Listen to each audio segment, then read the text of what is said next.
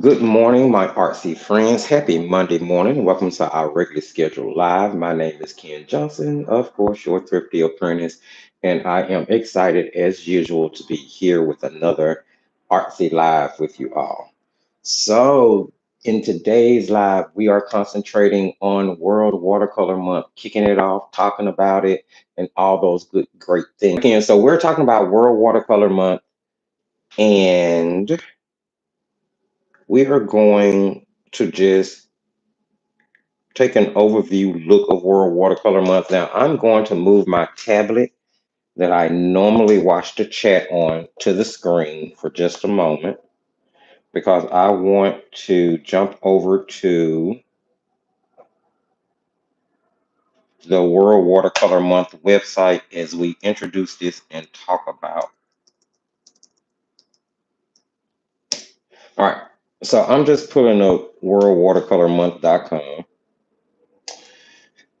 and let's just take a look see and see what we have. So today we are talking about a month-long challenge covering 31 days where you are encouraged to use watercolor or water-soluble mediums in order to complete a 31-day art challenge. Now, we're going to kind of talk about a lot of different things because I personally feel like World Watercolor Month has a few misconceptions. Some people, I think, get too bogged down into what they think it is versus just having fun with the challenge itself.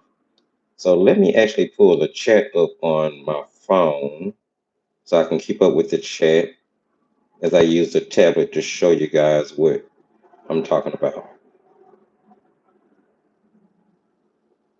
All right.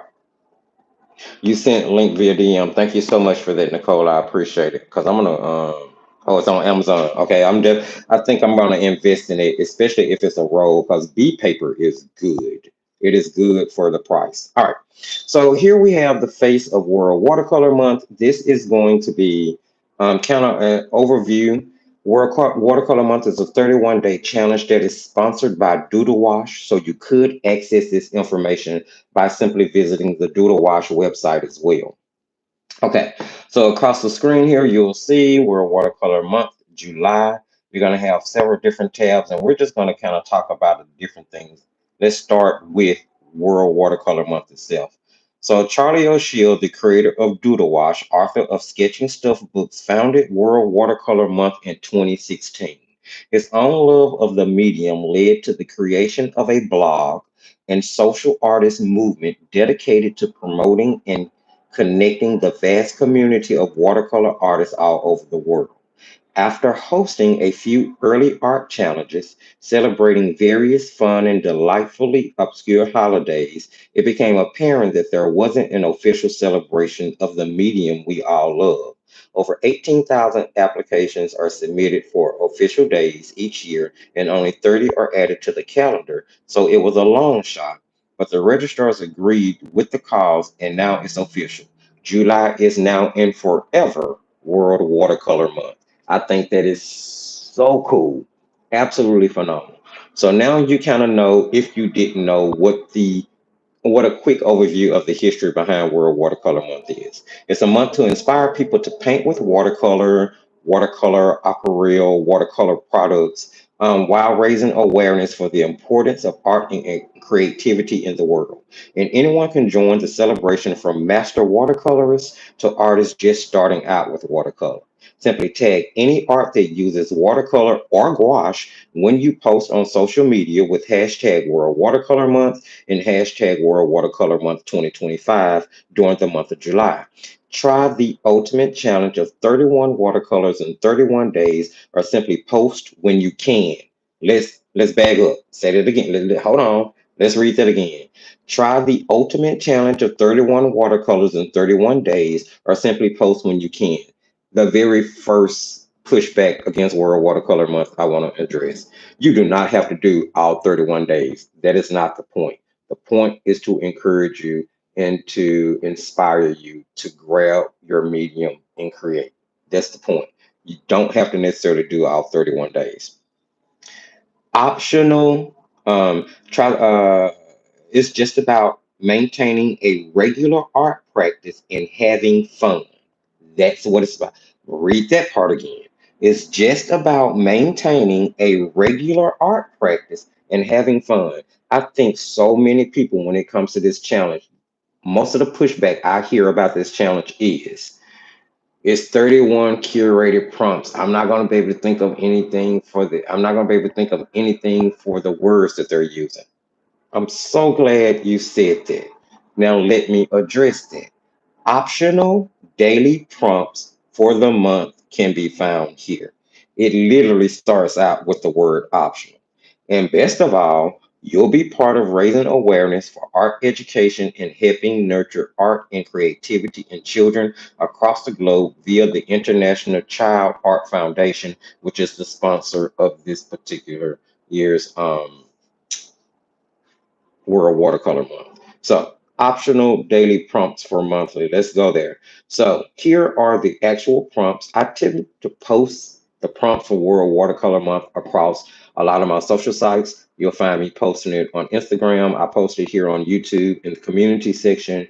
I post it over on the Thrifty Facebook page. I post it in paints, pencils, pastels, and markers, the Thrifty Apprentice Facebook group. So I'm constantly reminding leading up to and throughout the month of July that World Watercolor Month is going on. So prompts, note, prompts are entirely optional. So if for some reason you run across a word that doesn't inspire you or that you do not want to paint around, then just paint what you want to paint or just skip that day. There are really no rules. Please don't put any pressure on yourself about this. The only pressure you need to put on is to have some fun. Paint.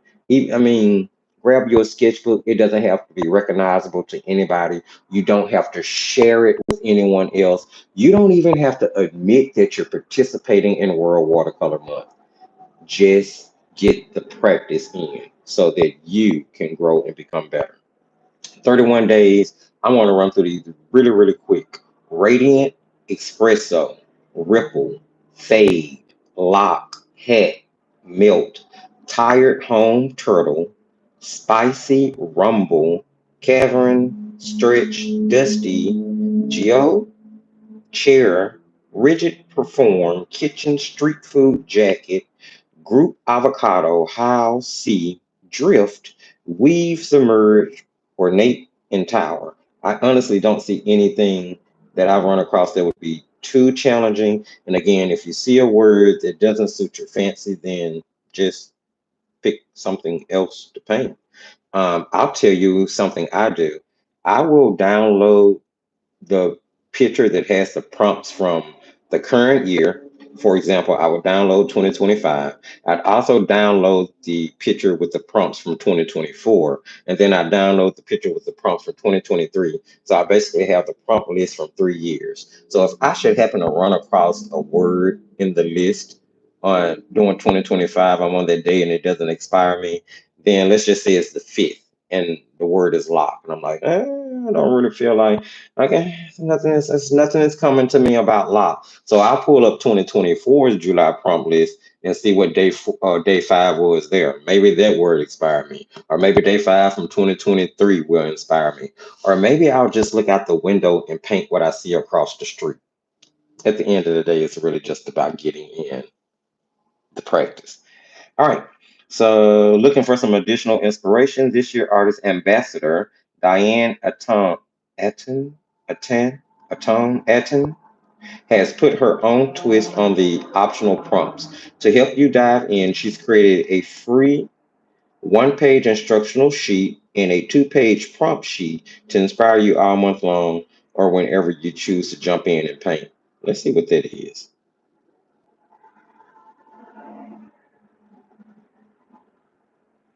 Okay, this is something I'll have to read through a little later. It's the first time running across that.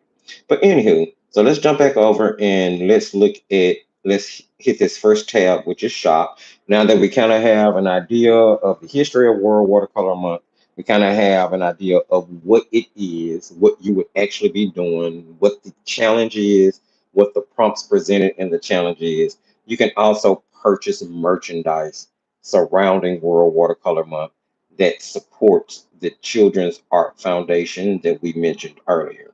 Now, before we look at the shop, I'm sorry, let's look at ambassadors. Ambassadors are basically artists and influencers that Doodle Wash and World Watercolor Month reaches out to or works in conjunction with or approves an application for that allows you to work alongside them during the month of July in order to raise money for the Children's Art Foundation and the Children's Art Magazine.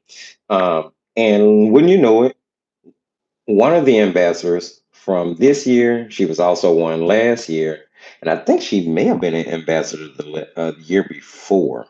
Would be our very own frugal crafter, Lindsay Wyrick.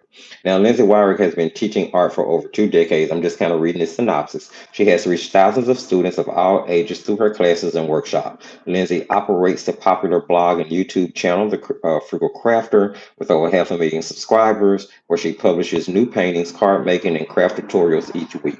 Her designs have been published in legions of art and crafting publications, including The Decorative Painter. She has also illustrated two children's books, Rainbow Paint and Sea Glass, and The Lighthouse by Kelly Brooks Bay. Warwick lives in Maine with her husband and 3 children, where she creates something new every day. And then, of course, it gives you a link to her website, which in Lindsay's case is actually her blog because she doesn't have an official website. And then you're able to see all of the other ambassadors or influencers that are ambassadors for World Watercolor Month. Now, you're asking me, okay, so the ambassadors work to help promote World Watercolor Month. What else? Well, now let's go over to the shop. So, when you jump into the shop for World Watercolor Month, basically, you're going to get curated products that you can buy that carries the original artwork of the ambassadors. Over on this side, we'll get a list of all the ambassadors. So if you want to go straight to what's being sponsored by them you can. So let's look at the Diane Atone, the lady that wrote the thing that they were advertising a moment ago. Let's see if we can find, if I can find her name. Here. Okay, so, okay, beautiful work. Let's enlarge it so you guys can see it. Would it go bigger? Yeah, that's about as big as it'll get. Pull it up. There. That's better. So beautiful artwork of like poppies in a field with mice and butterflies. So you can get the mug. So this year's sponsors products would be either the mug or the uh, pouch. And it's just a canvas bag printed with their artwork on it in World Watercolor Month 2023, 2025. I don't know why I said 2023. Very cool. Very cool. Diane work is nice. Let's take a look at Lindsay's work. I'm always so inspired by all of this. That's why I'm sharing it with you guys. I really hope this is not boring to any of y'all. And if you're here and you're still watching, please don't forget, sprinkle a little love and give this live a thumbs up. Please feel free to share it. We're going to be on for a moment, and maybe somebody else would love to see all of this as well. So let's take a look real quick at Lindsay's product. She's got the mug as well. And I remember seeing her do this illustration on her channel. It's gorgeous. Very nice. I think those butterflies were stickers, if I remember correctly. It was like a mixed media piece where she used watercolors and pens and all types of things to do those daffodils. Definitely remember that. I'm a big fan of Lindsay. You guys know that. I love her work. Um, there's the pouch. Very gorgeous. I would love to do something like this, participate in something like this, have my artwork used to raise awareness and money to, yeah, that's so cool.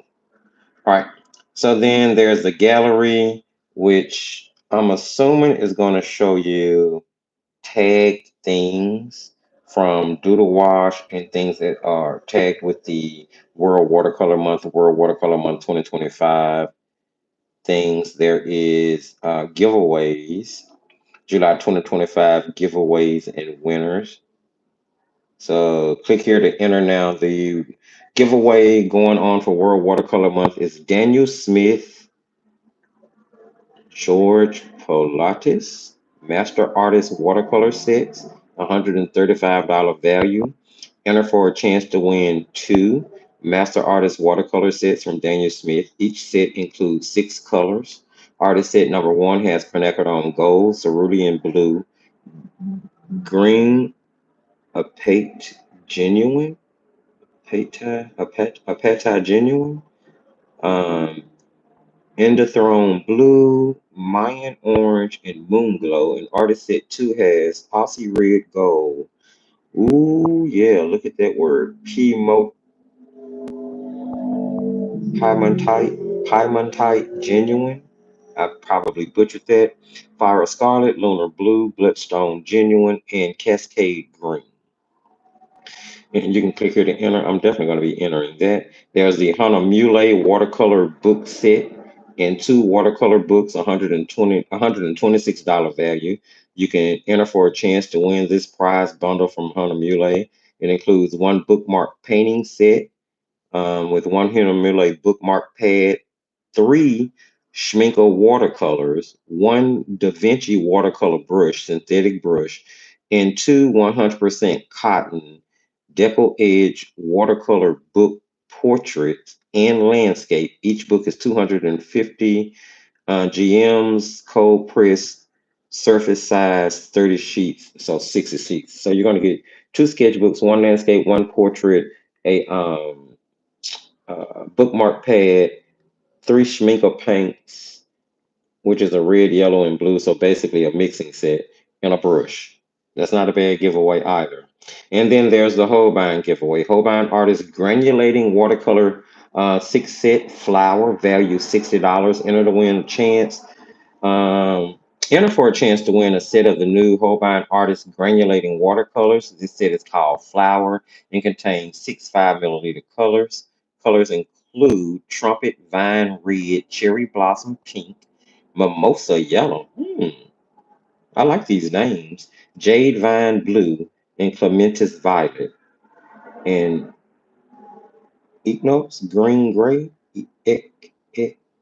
Equinox. And yeah, don't know. But there you go. One, two, three different giveaways to enter. So definitely go to the World Watercolor Month website, enter all three of them. You don't know. I didn't think I was going to win that Blick giveaway, and there I did. So you never know.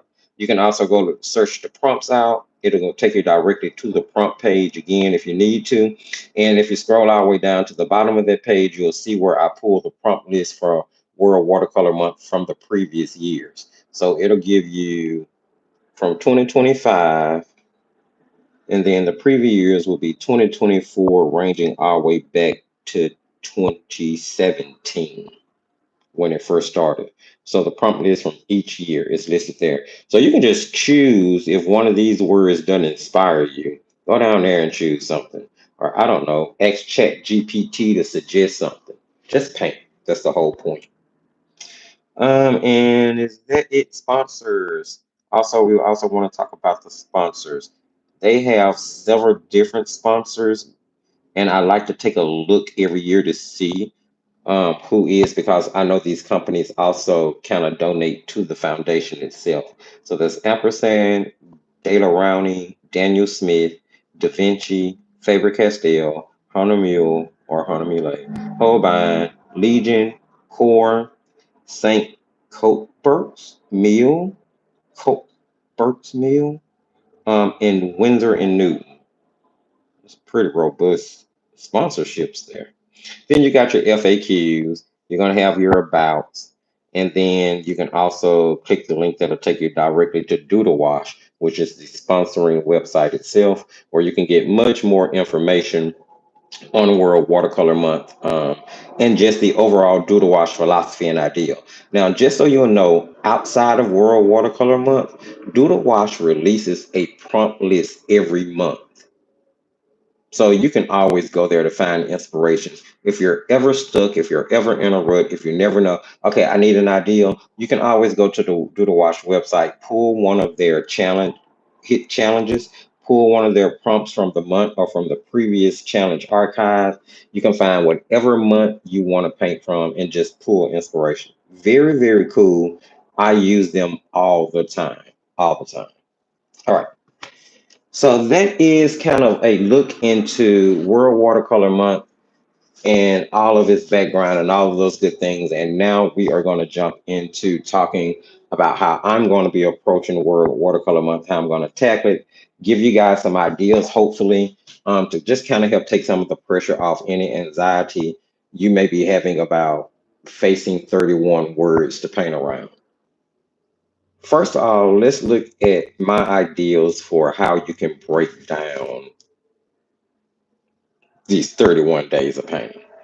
So last night I was kind of searching around and looking around YouTube, just in the crafting world, looking at the different videos that I do, and I ran across a video by Natasha, um, Treasure Books, Natasha from Treasure Books, and Natasha from Treasure Books is an awesome, absolutely amazing bookmaker, journal maker, and a lot of time, well, she specifically concentrates on making junk journals for the most part, but a lot of times those ideas can transcend and go over from junk journal making to sketchbook making.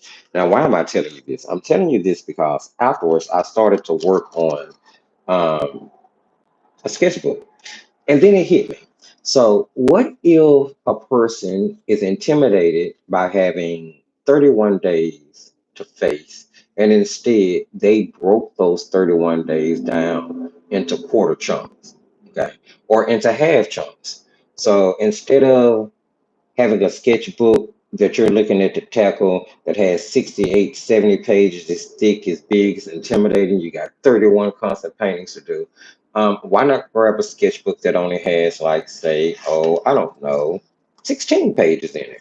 That way you can get through half of the month, and then you can take another one of those sketchbooks and get through another half of the month.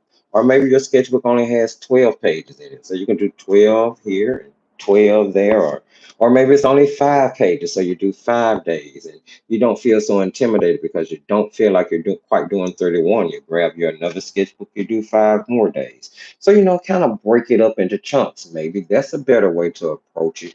That'll help eliminate. So this is a tea bag journal.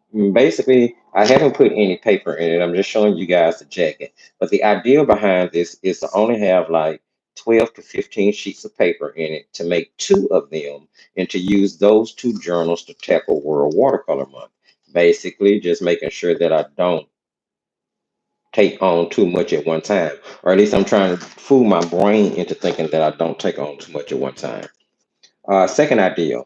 This is why I pulled this one out. Now, this is a Etcher travel sketchbook, but travel size sketchbooks might be a wonderful idea and a wonderful way for you to tackle World Watercolor Month. Although you can possibly get all 31 of your paintings in this, look at the size. It's pretty small, it's pretty compact, it's very approachable. You're not going to be intimidated by a big sheet of white paper. Um, and maybe breaking your 31 days down into 31 small paintings would be more beneficial for you versus what that, and then you can stay consistent with the size. Definitely suggest that you do it all in one sketchbook, size wise. When now on this suggestion, all of the paper size, all of the sketchbooks will be the same size, so it's not like you're changing paper. So definitely kind of stick with the same paper size. And these are just suggestions and ideas, right? So maybe that is one. Get you a smaller book so you're not tackling anything huge and you don't feel overwhelmed by it, right? I mean, it could work. Definitely, I'm really leaning this way. I did not think about this until I pulled it out, but this would be a really great way to get through World Watercolor Month. And because I work a regular job, to make sure that I can do a painting every day and not be overwhelmed or necessarily pressed for time. So that's definitely a way to go. Or you can paint on standard size paper, right? All right, so let's talk about the actual prompts themselves. Let me pull that back up. And I'm going to show you guys some ideas that you could use. Let's just say you are intimidated by the prompt list and you don't want to use it, then you could use other um, art block ideas to come up with something to paint for that day. Here's one. These are called the art dice. So, the basic philosophy behind these is that you get dice that are in different categories. Like it tells you the medium, the color, texture, style, setting, mood. And then you get three different dice that have subjects on them, different ones on each side. And the object is to basically kind of roll the dice and it offers you inspiration on what to paint. For instance, the medium would be charcoal, the mood of the painting would be angry, something would be blurred, it would be a still life or a portrait using black and white, impressionist. So of course I wouldn't use all of these dyes all at one time. You could, but the point I'm making is that this could be a way that if you ran across a word that you don't like or that doesn't inspire you to get inspiration for that day, but still be participating in World Watercolor Month. We've all heard of Sarah, is it Sarah Clark's Color Cube? Let me see. Let me pull this up. Um, Give me just a second. Let me find it because I kind of want to show you guys. I have the Color Cube system, but I have it digital and I have to find it. Okay, here we go. All right, so this is the Color Catalog by Sarah Renee Clark. And basically, it's a catalog of color cards that give you reference photo suggestions along with the color scheme to use for it. Now, you can buy it in its physical form where you actually get the cards that you use, or you can purchase it the way I have, which is digital, and use it on your tablet or your phone. It's very intuitive. It's super easy to use.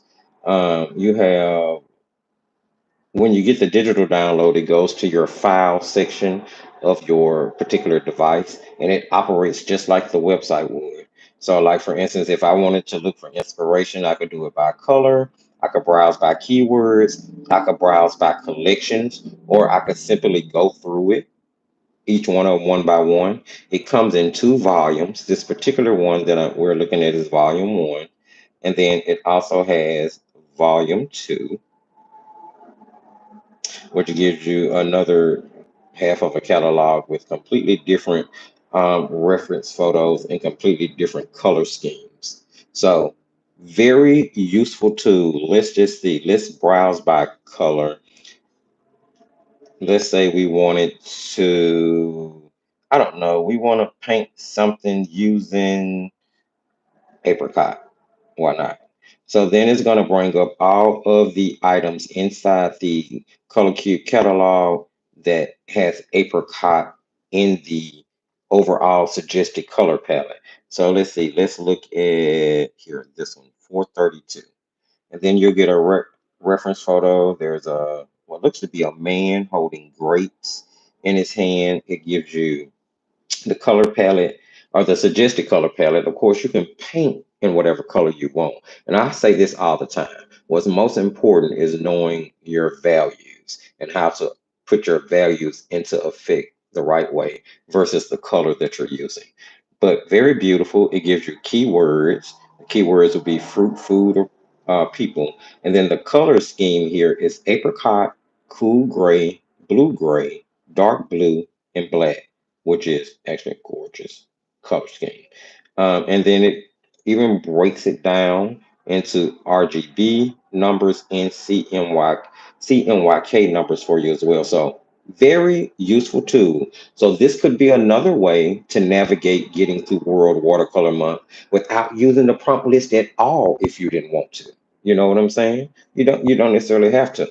Okay, let's look at another way to navigate through World Watercolor Month without using the complete prompt list or without using the prompt list at all. We're going to take a look at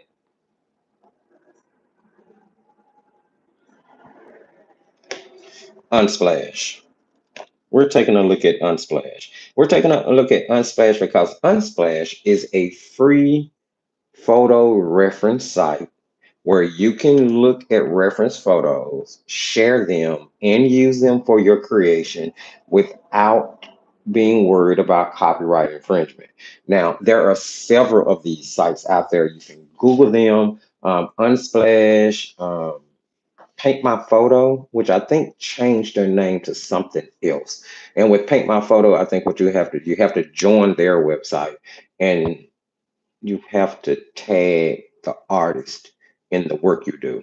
But I don't think that's asking too much.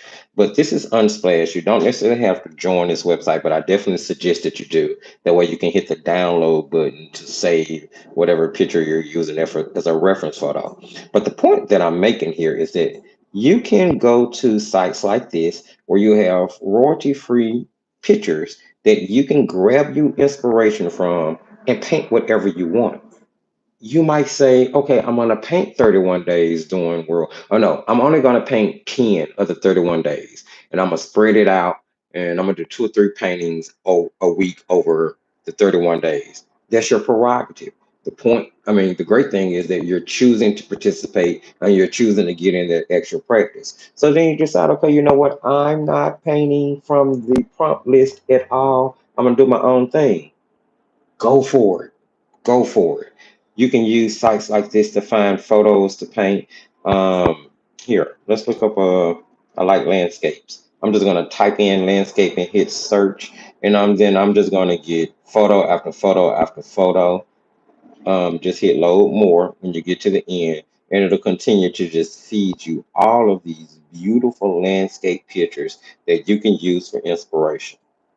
And this again is just one of the many sites out there that offer you these type of resources. So definitely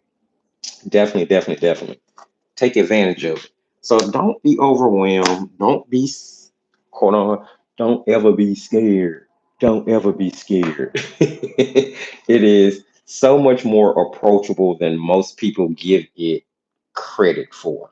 I think that people just they hear 31-day challenge and automatically um,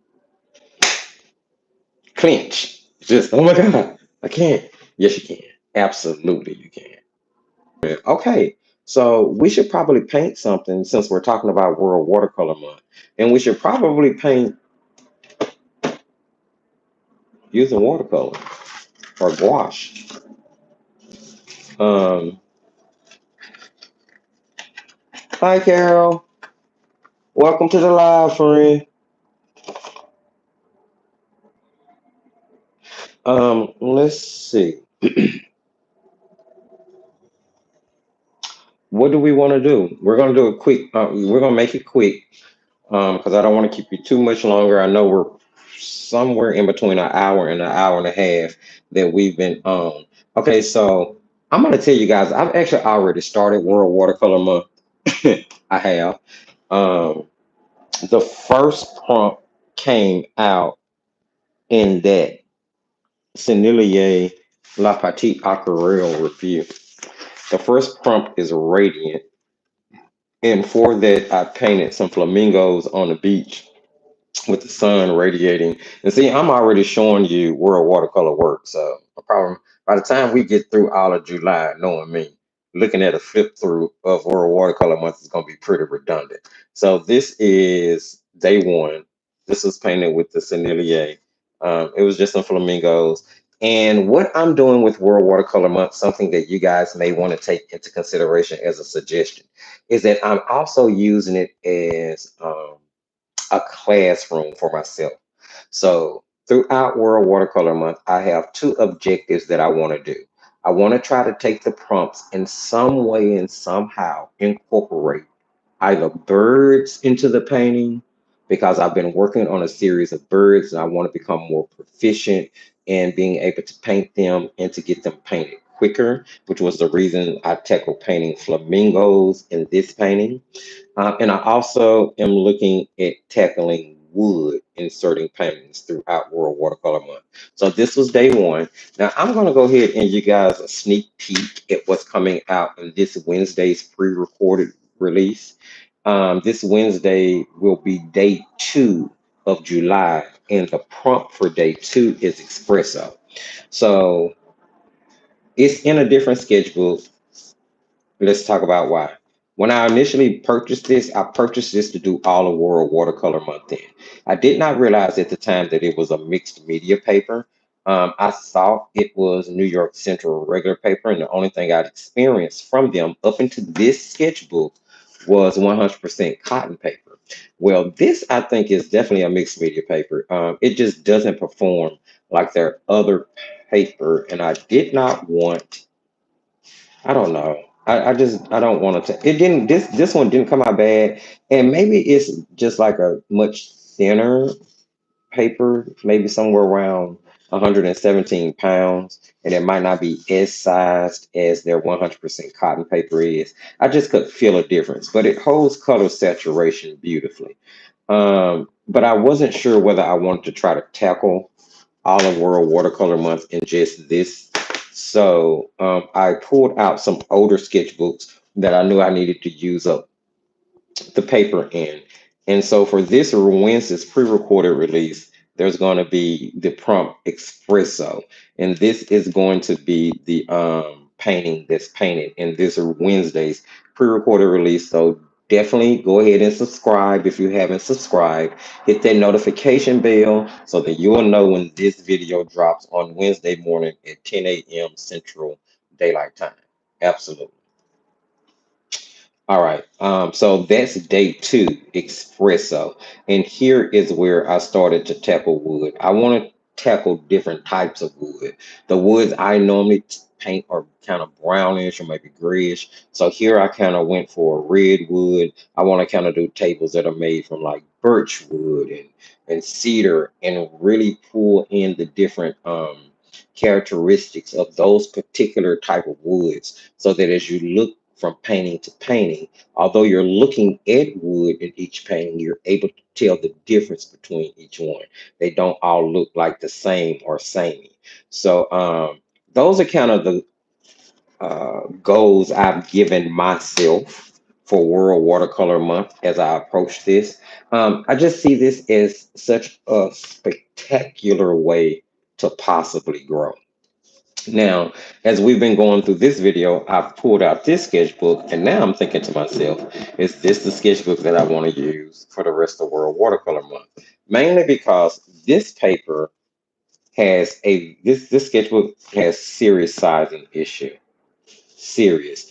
But I don't like to throw anything away, which is why I haven't thrown it away, because I want to make sure that I at least paint on one side of each page in it, just so I'll feel like I accomplished something. Um, so I did block off, you know, I want to make sure I paint on the right, I guess because I'm right, I want to make sure I paint on the right side of every page. And there's not much of this sketchbook left, and I just don't want to throw it away. Um, the sizing was so great in this sketchbook at first, and then it just started to go bad. Let me see if I can find a page to show you what I mean. Um, you can sort of see it a little bit there around the top. Um, and this was in August of 2023. So there's something that I'll definitely suggest if you use sketchbooks. Go ahead, don't be like me and buy a million sketchbooks. Get you a couple of them that you want to try. Use them up, cause paper can go bad. Paper can go bad. So let's try to do.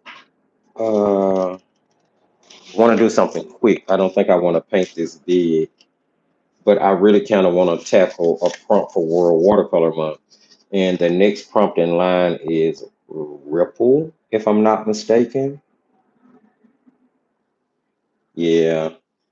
I'm going to paint the main World Watercolor Month off camera. With you guys, I'm just going to do something quick along the idea of the word ripple. And who knows, maybe this will end up getting glued into the sketchbook of day 3. I don't know. I'm going to measure about a third of the way down from the top of this paper. We're going to make this super quick, friends. But you're definitely going to have some fun. Hopefully, grab your paints, grab your watercolor pencils. If you're painting acrylics, grab your acrylics. If you're painting pastels, grab your pastels. Any medium is going to be able to do this. I'm just going to do it in watercolor. And I'm going to draw in a horizon line. And let's see if we can turn this into a cute little landscape with something rippling. So we'll put a stream in it and let the stream ripple down. I'm going to use the Sennelier La Petite Aquarelle set, and I have augmented this set. I've added a few colors into the middle of it in order to kind of get through World Watercolor Month. I had to have a sap green, so I added a sap green. I needed a cooler red in here, so I added a alizarin crimson. And because I love alizarin like that. Here I added an ultramarine. I don't think this is ultramarine in this set. I need to pull out the swatch sheet again. And if it is, it's so green, it's crazy. No, that is, they call it primary blue, but it's basically, if I had to guess, I think it's like the phthalo blue green shade. It has such a green undertone to it. Um, and then the set had a cobalt blue hue in it. So I had to I can't have a set without an ultramarine. So I added ultramarine. I added a burnt sienna. Now, this set already had a burnt umber, but it's sort of weak. Of all 12 colors that came in the La Petite Aquarelle set, the weakest to me was the burnt umber in the set. So I added a burnt sienna. And then I also added that brown from Christy Rice's Art for Joy's Sake palette because I love that brown out of that set. Um, so that's what I've added. And all of those are Cotman colors, and that's Christy Wright, Art for Joy's Sake. And then the rest of these are Sennelier. And like I said, you can mix and match your brands. You do not have to uh, just be brand specific. Other paints that I'll be using throughout World Watercolor Month are going to be the paints inside my Bamboo Vorture palette. And this is a mixture of Daniel Smith, Core, and Million Pretty Excellent. So again, not a brand specific palette. All right, let's get some painting done.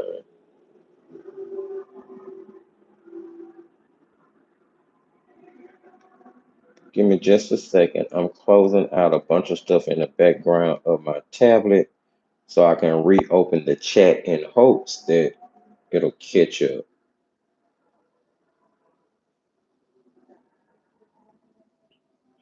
And for my replay crew, of course, the live will be have edits to it to take out all the talking and get straight to all the point and nitty gritty. I'm going to start with a big brush, one that's probably too big for this little paper that I'm using, but I'm going for it anyway. This is a 3/4 flat synthetic squirrel. You can use a golden Teclon or, a harder bristle brush if you choose to, if it's going to offer you better water control. And I am going to just paint in the top portion here. That is, I might take it a little bit below the horizon line, not too much, and just get that good and saturated. I want an even sheen, but I don't want puddles. Okay, let's talk about this paper. I'm gonna let that sit for a second. Let's talk about this paper. So this paper is Soho Urban Artist Watercolor Block. This is a 25% cotton, meaning that 75% of this paper is cellulose. Cold pressed, 140-pound, acid free. Now this paper is sized internally and externally. So although it is 75% cellulose, it's actually a really good paper. if you are familiar with, I used to think that maybe it was produced by Fabriano Studio, but Fabriano's papers are made in Italy. This paper is made in Malaysia, so I don't think Fabriano is the people producing this. All right, so let's start with a sky. I need a mixing palette because that was too small. Um, let's see.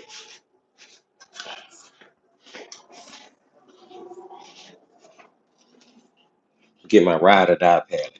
This is my ride or die palette. This palette has been with me a long time. You'll see it's stained, but it is it's it's the Ace Boom. It's the OG.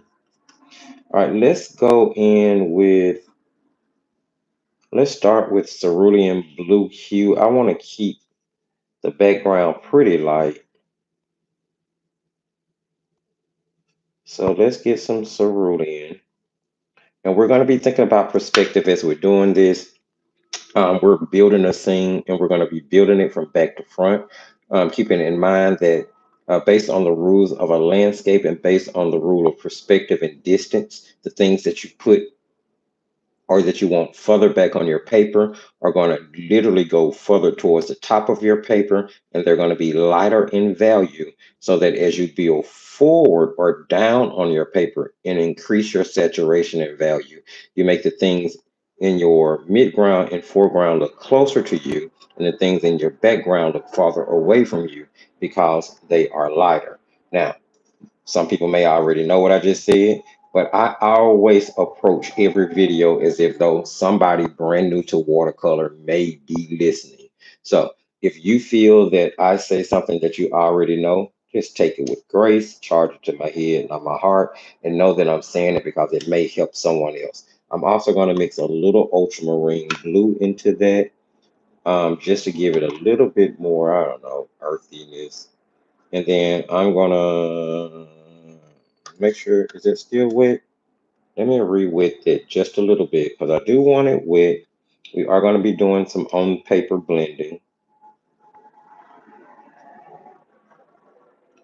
And it's okay to wet your paper twice. Never be scared of that. And it's okay to continue to wet your paper throughout if you need to. So I'm just going to go in and add in a sky. We're just going to brush this blue in back and forth on a kind of flat. I don't know. Maybe we'll put a little bit of ultramarine on its own towards the top, just a little bit, make it a little darker. You want the darkest part of your sky towards the top of your paper, and then you'll let it fade down. Now I am going to rinse my brush. I have a studio rag here. I'm gonna pull some of that water off and then brush across the bottom and blend it back down. Basically what I did was lifted some of the pigment so I can make sure I keep it lighter towards the bottom of my, closer to my horizon. All right, now what I want to do is grab, using the same brush, I'm going to grab some sap green and see if I can get a, and see, this is why I like full pans. And what I want to do is just kind of go through and tap in a little tree line. Keep in mind, this is going to be distant foliage, so you don't have to be too particular with it. Just want to, you know, get you some, get you a nice old tree line back there. This is going to shift when it dries and fade, just giving you the impression of like some distant trees or what have you. It's cool. All right, now I want to take some of that sap green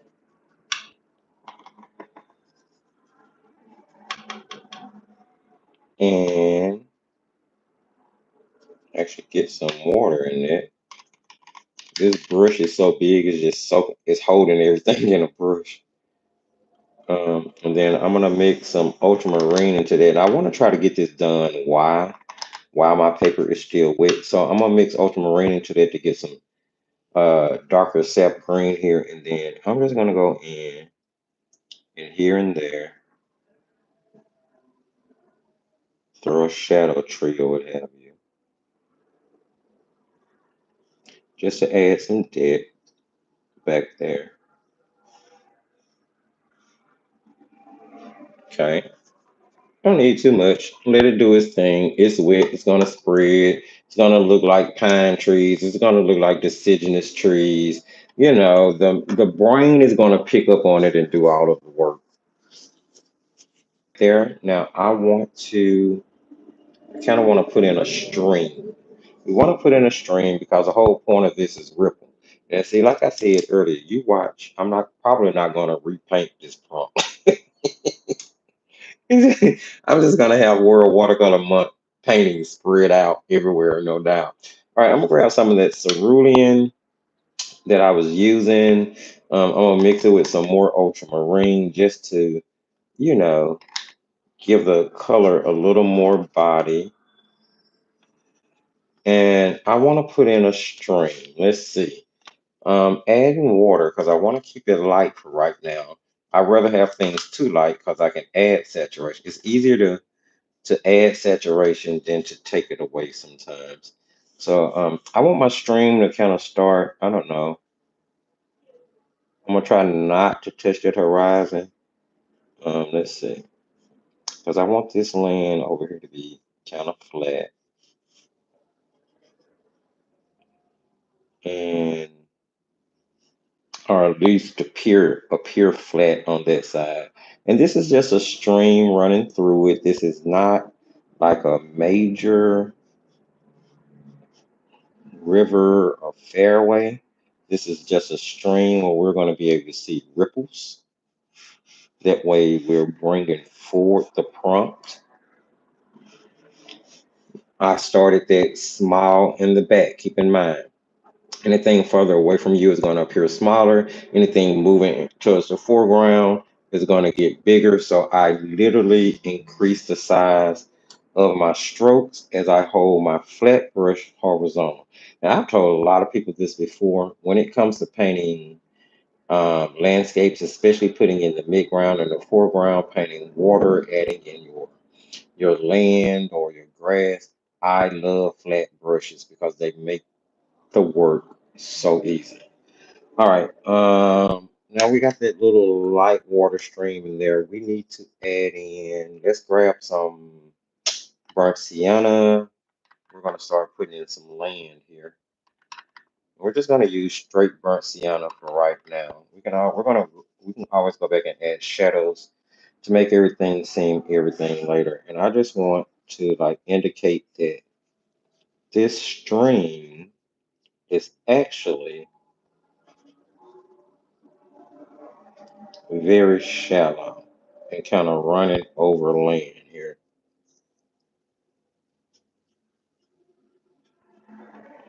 And let's do the same thing on this side. Add a little in here because I need a place to anchor the trees that I'm putting in the foreground. So just kind of, you can see like land right here. All right. Now I want to add in the flat grassy area of my background. So we're building. We're building here. We've gotten our background in. We're letting it dry. I may have to pull out the hair dryer in a minute so that we can go ahead and move forward. But what I want to do here now is maybe there's like some I don't know some little bushes or something right there. But I want that land to be flat looking, so I'm gonna grab some of that sap green on its own, no ultramarine in it. Excuse me. And let's see. I can put in some grassy land here.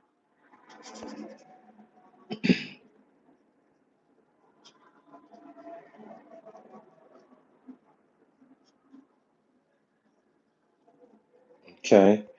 And then, oh, no, wrong mixture. I just want regular sap green. And we'll do the same thing here. This will be grass.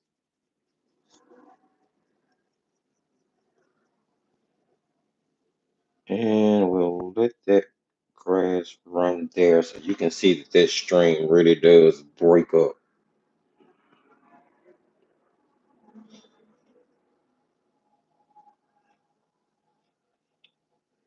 All right. I think I definitely need to dry everything now. Maybe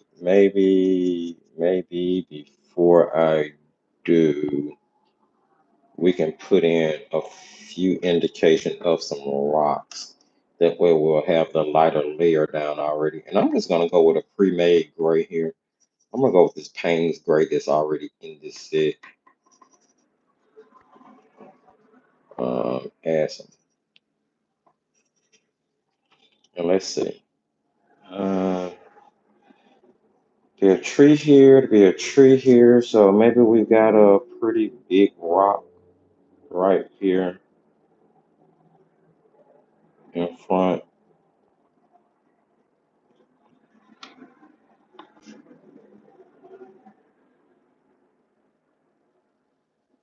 We'll lift some highlights out of it shortly.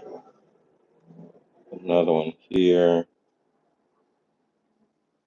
And you can really just kind of make them however you want to, whatever shape you want to make them in. Keep in mind the ones closer to the front are going to be bigger. And as they move backwards, get farther away from you, they'll get smaller. And just a few of them. Not put too much in there if you don't want to. I just want something for the waves that I'm going to put in later to be breaking against so that the whole ripple thing will make sense.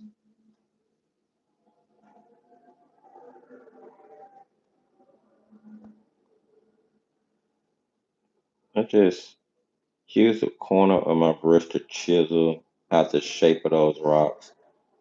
Nothing spectacular at all. All right. Okay. So now let's go in and add some. Let's start bringing the foreground in. We're going to add a row of bushes. I was about to say a row of trees, a row of bushes. I'm going to grab, what is this? A number 6 round. I'm going in for sap green again, this time much more mass tone. We are not watering this down, and we're going to go back here and right along that main bush line, we're going to paint in some bushes out front here.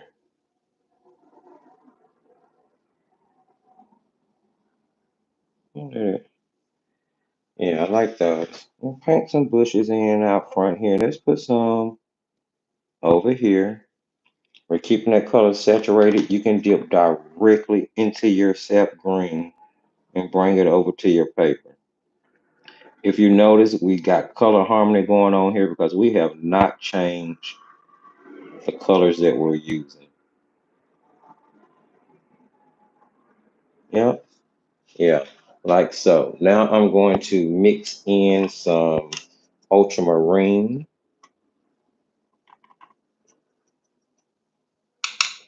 Mix in some ultramarine, get some darker, and I'm just going to drop it in certain areas, especially along the bottom, just to break that green up some. Add in some depth. We're still doing a lot of the background work here, so this is going to be kept much smaller. We are moving further closer to the foreground, but not too much. I'm actually going to drop brush sizes one more time and go for a number. Oh, what is this? Oh, this is a number 0 round. I don't want it that small. Okay, this is a number 3. This will work. Now, what I want to do is get a really thick, pasty, like dark sappy green. So I reduced the size of my brush so it wouldn't hold as much water, and I'm able to grab more paint than water.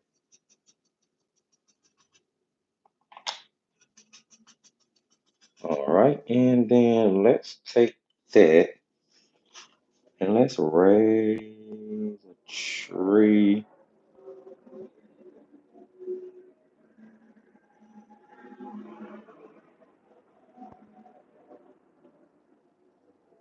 Don't ask me what type of tree this is. I don't know. But we're gonna raise a tree or two coming up out the background here.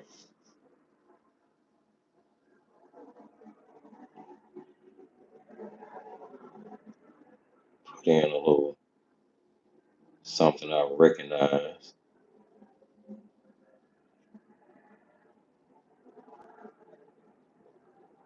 And I'm just kind of making shapes, building layers. As you can see, the darker I get it, the more it pushes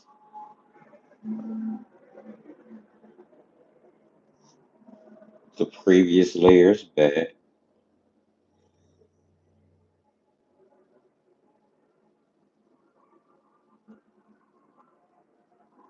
I'm just making tree shapes, nothing too serious.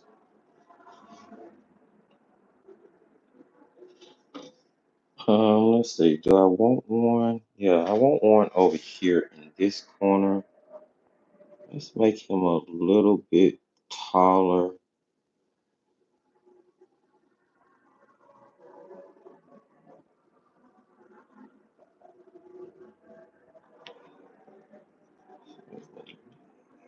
Add a little bit more saturation on it.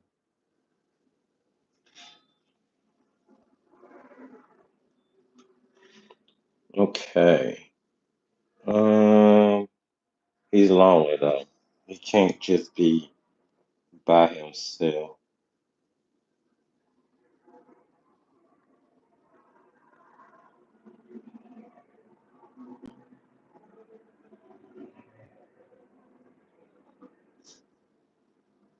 Okay.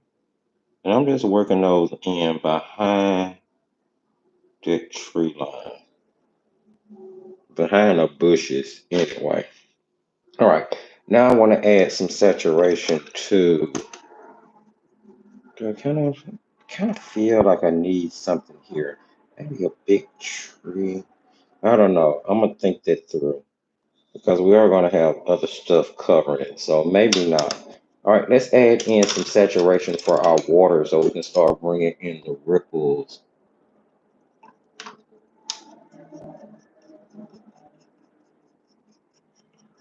All right, let me see. We're going to use more ultramarine. We're just going to go ahead and mix it directly into the cerulean that was already at the top. And then I'm also going to mix just a tad bit of that brown from Christy said in it. I don't know. I just want to kick that ultramarine back just a little bit, give me a little bit more um, desaturation to it. I can't remember what that brown is called in Christy said. So I'm gonna go back up here and what we're doing is we're just kind of adding some depth. You don't want to cover up all your white. You don't want to cover up your sparkle. You just want to add some depth to it. It's a stream, right? We have ripple. we're talking about the water would be rippling down through,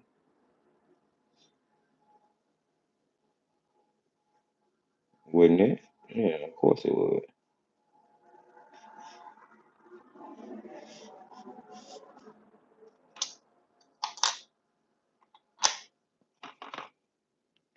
And I'm just trying to keep it where we already had our blue at because it's thin. It's a thin stream, remember? It's a thin stream. All right. Now let's add in the bigger trees up front. I need to dry again. Let's put in some trees here. Speaking of burnt sienna, let's grab some. And I'm gonna mix that with that same. Oh yeah, and I was using Christie's brown, but not too much. And I put a little blue in there. Just want to darken it just a little bit. All right, let's see. We want to put. I guess I'll start it here. Put a tree here. Yeah, why not? All right, let me get that color more saturated. I'm gonna have to put some putty on the bottom of those pans so they'll stick. All right, let's see if I can get this to look.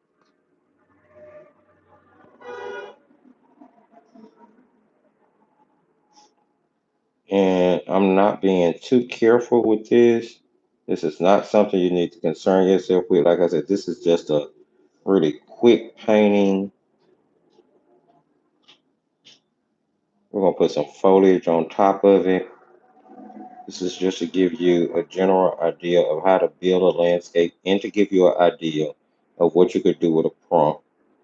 Again, this prompt we worked with was a ripple.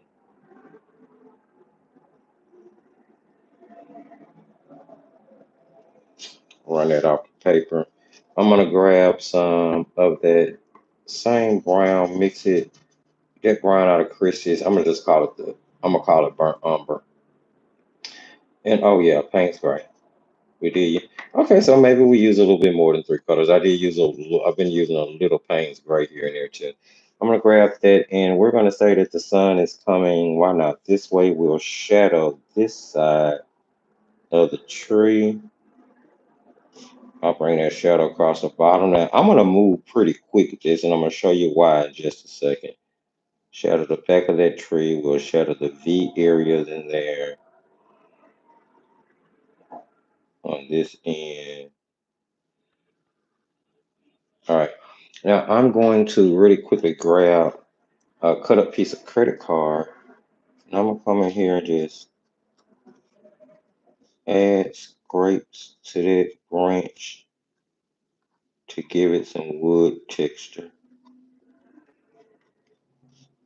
This is adding physical texture to the paper.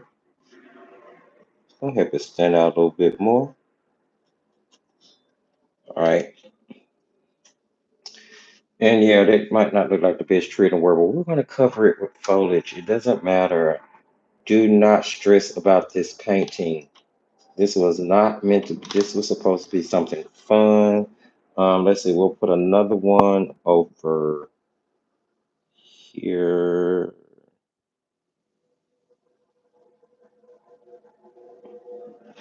Because we're kind of like, what I call myself doing is trying to frame off the painting. So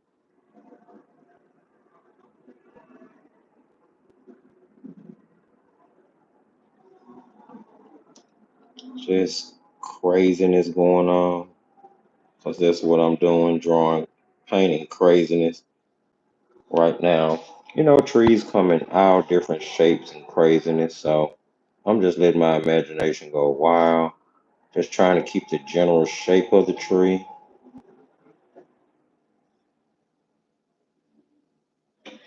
All right, and I'm going to again go for the shadow. Now, technically, if the light's coming in this way, that's on the back of the trench. I really should keep it the same. Put in my dark, put in my shadow. Again, that's the umber and Payne's gray mixed together. I'm doing this wet in the wet so that it'll blend, and also because I'm using a credit card, as I said. And I'm just adding some darkness in up there, divide up where those branches are, and then I'll go in with credit card and scraping the wood. So see, this is how I would be if I'm going to use this as my World Watercolor Month. Remember, I told you guys I was working on my own stuff. One of them being one being birds, the other one being wood. This is how I would work the wood into this particular painting. Now let me hold it up in case you can't see. The way you can see the texture that gives the trees. All right. Now let's see if we can start putting in shadow to make everything bring everything on home.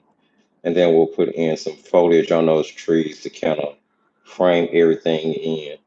So I'm gonna just stick with the Payne's gray and the umber I was using here. And let's see.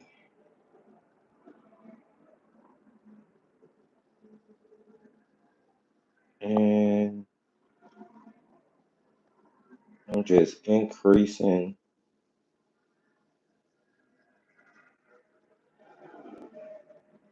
the saturation on that rock.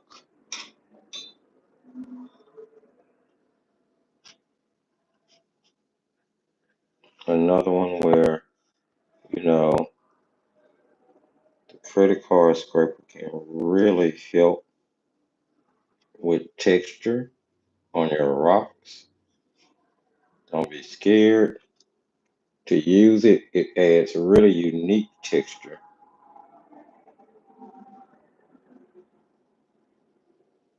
Help makes the rocks look a little bit more realistic.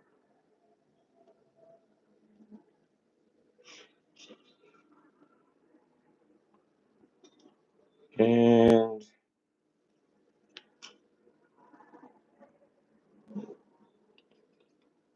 pick up a little bit more of that Payne's gray because it's getting a little bit brown on me there.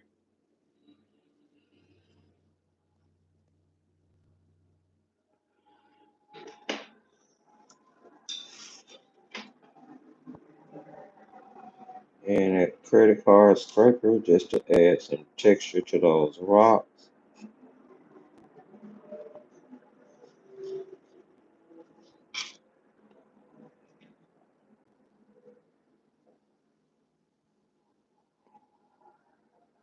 Put down a paint kind of thickly and take the scraper and scrape in texture. It removes some partial highlights. It kind of gives it natural highlights. I don't know. For some reason, in my mind, it just makes the rock look like a rock. I could be totally delusional.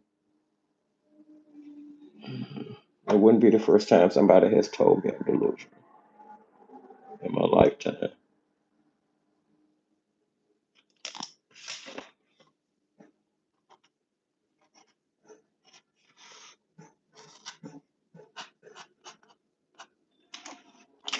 Would not be.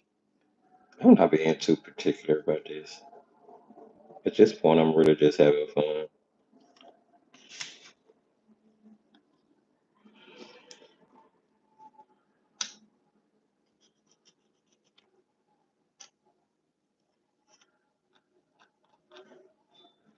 See? It just kind of makes natural highlights and push paint around and just kind of make rocks look a little bit more wholesome.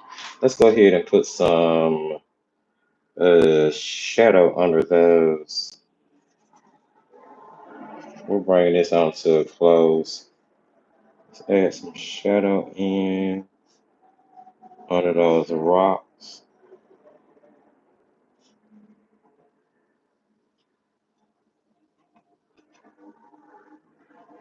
using the same gray.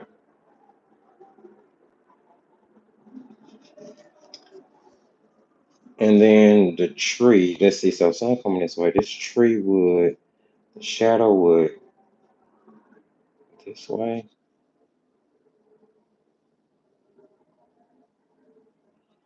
And this way. I really want to go there. The shadow would kind of come across this way.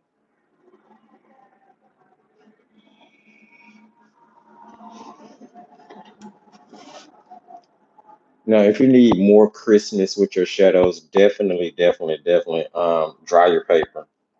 All right, now I'm gonna go in and start adding in some foliage on my trees here. Grabbing sap green again.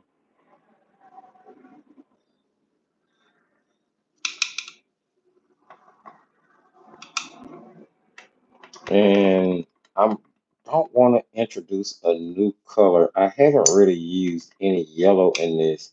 So what we're going to do is we're going to use the sap green in different um, paint water ratios, or should I say at different saturation levels.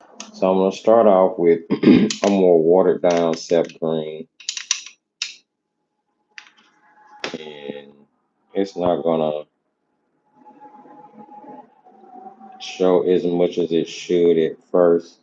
But it'll all make sense when it's all said and done. And I'm just tapping in leaves on a deciduous man. Now I'm gonna go back in with regular sap green.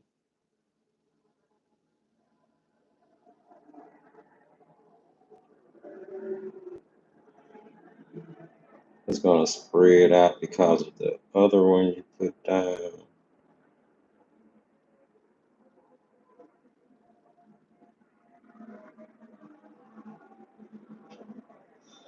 Let's go with some straight from the pan sap green. So this is still just sap green.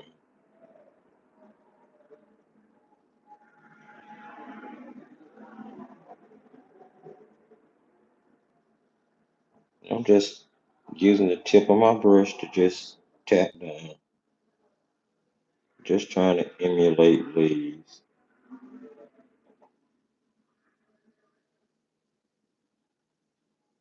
making sure I leave some space in there.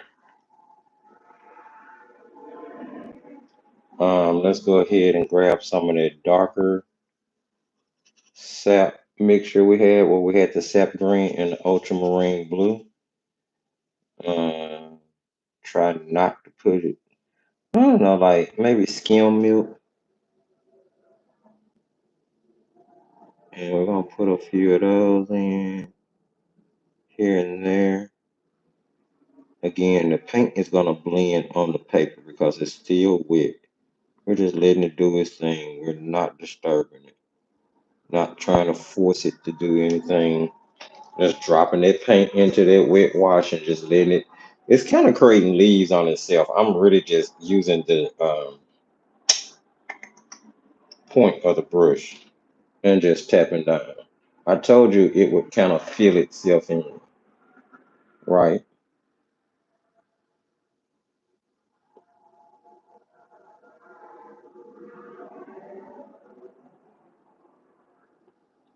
Oh, you mean World Watercolor Month? Yes.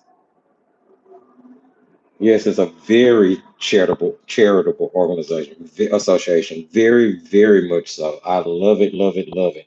That's why I support World Watercolor Month the way I do. Absolutely. Okay, let's now we need to make us a really nice, deep, rich, dark sap green. So I'm mixing that sap. I'm using haven't rinsed yet. Still not gonna rinse. Gonna go straight over to my ultramarine. This is another reason I like to paint from dried pans. I don't worry about contaminating my paint because you can always wipe the top layer off. I'm gonna add a little bit more ultramarine into that. All right, that's pretty dark. Now let's add some of those in. And I'm actually pressing a little firmer, making those dark marks a little bigger. And I'm actually going over the branches as I do this. Don't go around your branches, go over your branches too. You want them to look like they're incorporated in the tree, right? All right, let's do the other side. I think that's enough on this side. I'm not gonna make that look any better.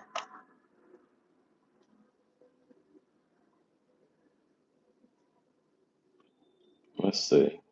Let's go with our watered down sap green first. And we're basically gonna create us a base here of dots.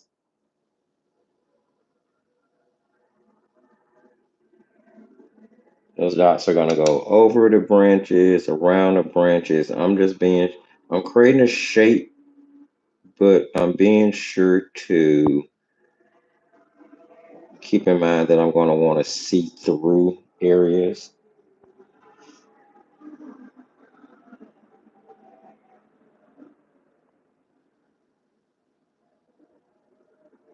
All right, now we'll start building saturation with this sap. So we'll go with a little bit darker sap here and start dropping it in.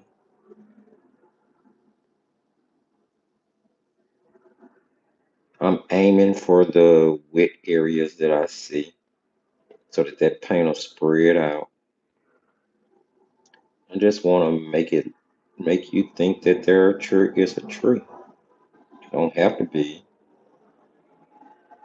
perfect because the brain will do all the work.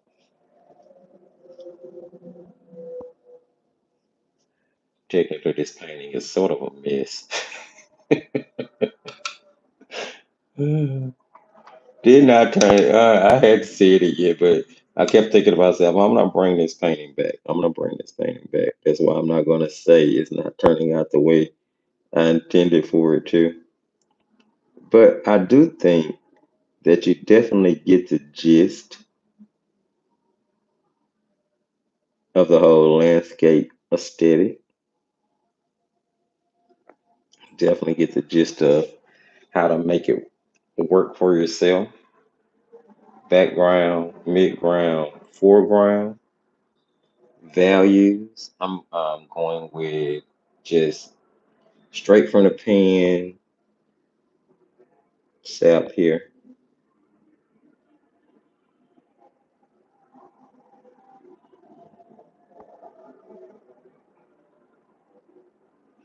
Um, Now I need a little bit darker, just a little bit darker. Yeah, like that, just a little bit darker.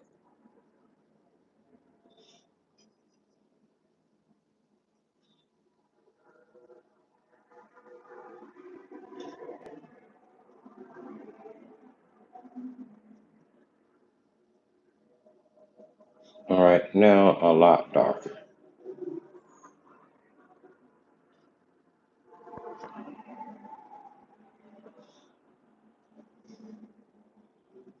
I'm just gonna put, and when I put in my darks, I'm putting in much bigger.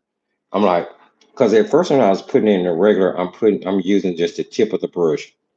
As I put in the darks, I'm actually using the side. I'm laying it on the side and using the belly of the brush to kind of add those darks in here and there, especially around the bottom canopy on the trees. I think that's pretty cool. All right, let's see. Let's add some foliage around the rocks and all those good things. We need some grasses down here. It's looking a little rough. Ooh, it's looking a little washed out. Grab a little of that burnt sienna and let's bring in a little bit more saturation here.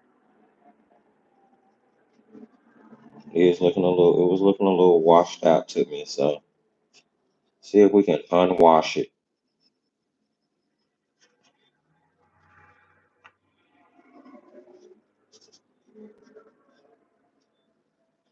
Unwash it, unwash it. There we go. And I'm just gonna add in strokes. I'm not covering the whole thing. I'm just adding in strokes of darker set here and there. Like, for whatever reason you need it. Absolutely. And then a little darkness. Which might have like some little darker patches of grass. Definitely gonna have darker area under here because it would be shadowed. And you would have darker area under here because it would be shadowed.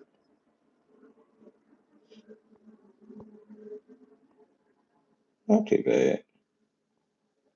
It could be worse. It definitely could be worse. All right. Let's see. Let's do some grasses in the foreground, and then we are going to call it a wrap on this. Let me get a synthetic brush. I want a synthetic brush. Now I have this little thing. Look at this little thing. This is called a wisp. This is an Aqualon wisp brush. It's got this. I've shown you guys this before. Some of you guys know, but like I have several of them, and they're made already for like putting in texture. I use these to do wood. I use these to do grasses. I use these to do trees in the background when you're just trying to make like indescript trees in the background. These things are amazing. I think Amy sent these to me, if I'm not mistaken. Amy sends me most of the products. It's a truth be told.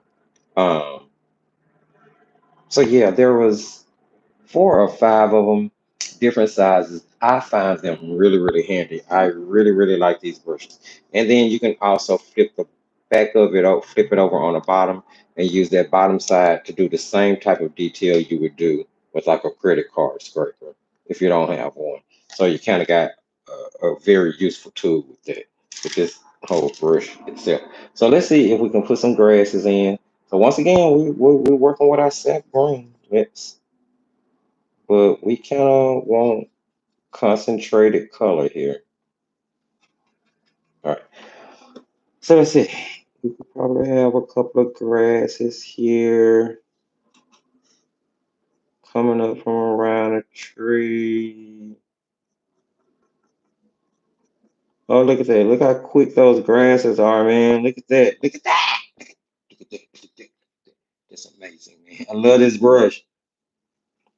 Let's get you some grasses in. Let's put some grasses in over here. Putting them right around the base of the tree so it seems pretty natural. We have some kind of growing in the water around the rocks, right? Coming up out the marsh. Very easy to do with this brush. You literally just press down on the paper and pull up the stroke. It automatically makes the grass for you. Pretty amazing.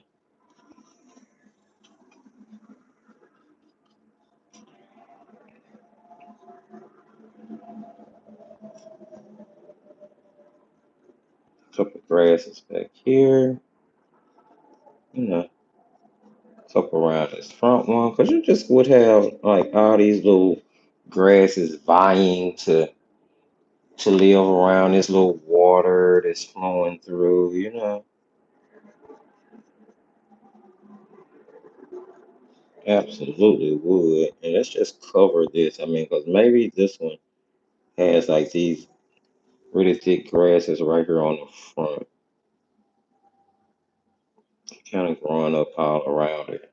I think that's cool. All right, let's grab some darker. Let's mix that with some ultramarine so we can put in some shadow here. Can't have grass that doesn't have shadow on it, right? Can't have anything that doesn't have shadow. The shadow is what starts to bring a flat image. The shadows and your highlights are what bring a flat image from flat to 2D to 3D, right? Knowing those values, which is why I say your values are so much more important to know than being worried about using the same color that you see somebody else using. Learn the values. Learn the values. I'm just throwing in some taller, darker grasses here and there.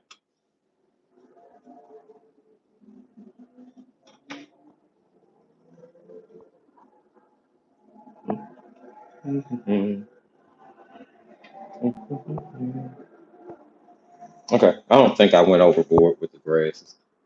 I could have. Who knows?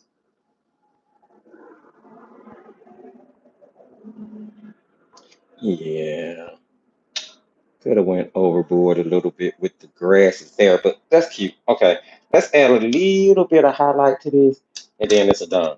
It's a done. It's a donor. It's a donor. It's a donor. Here, I'm gonna go ahead and sign it. Nothing too fancy. It was real quick. Well, pretty quick. Not real quick. Pretty quick. Pretty easy. Pretty straightforward.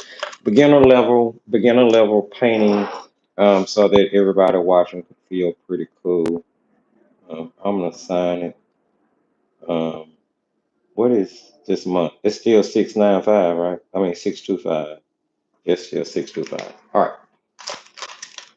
And let's put on a little bleed proof on something to make something look like it's a glisten here or there. You can even put some. I'm gonna put some bleed proof in the water to add to the whole idea that there are ripples there. So let's grab. I want a synthetic brush. I'm gonna go for. Let's go for this 1/8 dagger. I was really looking for a liner or like that number 2 round or 000 round brush. I can't find it right now, but I'll put my hands on it when I don't. See, never mind. There we go. Let's go with the number 2 round instead of the dagger.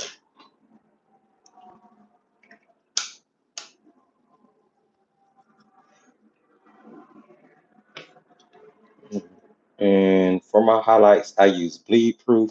You could use a white color pencil. If you do, I suggest Prismacolor or Color Soft by Derwent. If you can use a white gel pen. And my recommendations on gel pens are probably like the Uniball Signal. Um, Jelly rolls don't really work all that well for me, although I've heard other people talk about how much success they have with a jelly roll. Jelly roll just really never really worked all that well for me. I don't know why. Maybe I don't. Maybe it's user error, and I just don't know what I'm doing. Um, I like also using Posca acrylic paint pens. Though that white acrylic paint pen is amazing for highlights, especially your major highlights.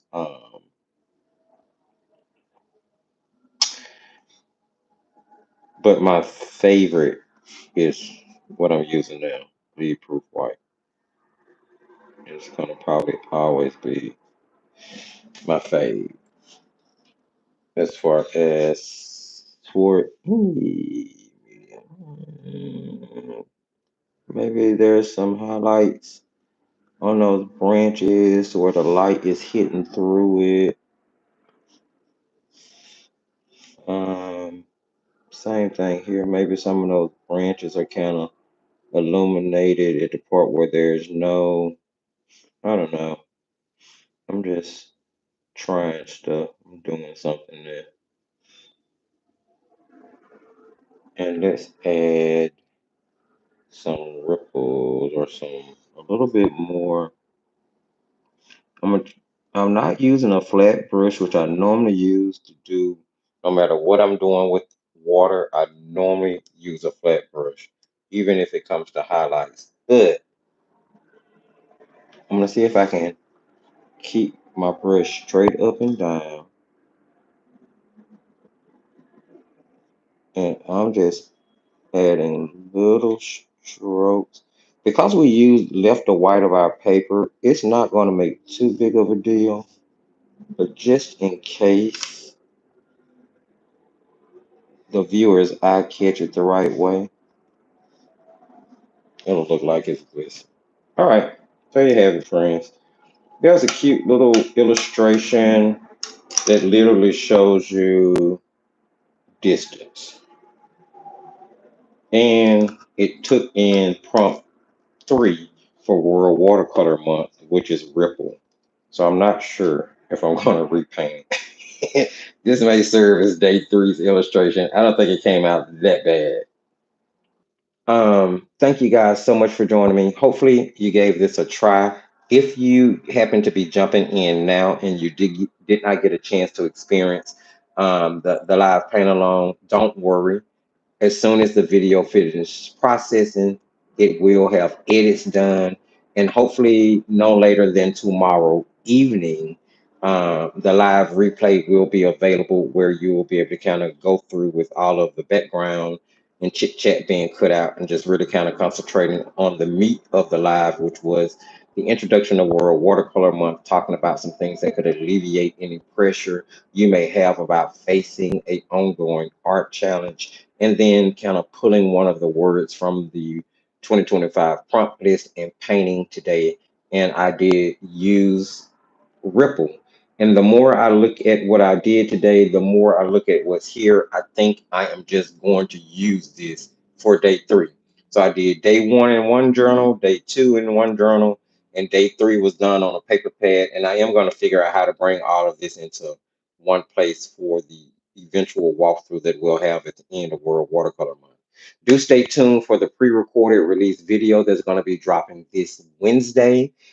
Still exploring World Watercolor Month, where we will be tackling the prompt espresso, which was day 2 prompt. And if you are a member of Patreon, after this live, I will be posting the link in the Thrifty Apprentice. Oh Lord, I'm sorry. Posting the link in the creation station for access to tonight's regularly scheduled Monday night live at 8 p.m. Central Daylight Standard Time. So if you are a member of the Creation Station, I look forward to seeing you. Uh, Watercolor Sunday Fun Day video should have come up yesterday. In all honesty, that live should have been yesterday, but it was replaced with the Palm Street live. So if you joined me over on Palm Street again, thank you so much, and do look forward to the next live that will be scheduled over there. Hopefully in the next week or so. It won't necessarily be a sale live, but it will be a paint along live, sort of like what we do here on YouTube. The exception being that once I finish a painting there, I can automatically list it for sale. So thanks again for joining me. Enjoy your week. Patreon, I'll see you tonight. Everybody else, I'll see you Wednesday for the pre-recorded release. Until then, just keep creating, friends. Bye.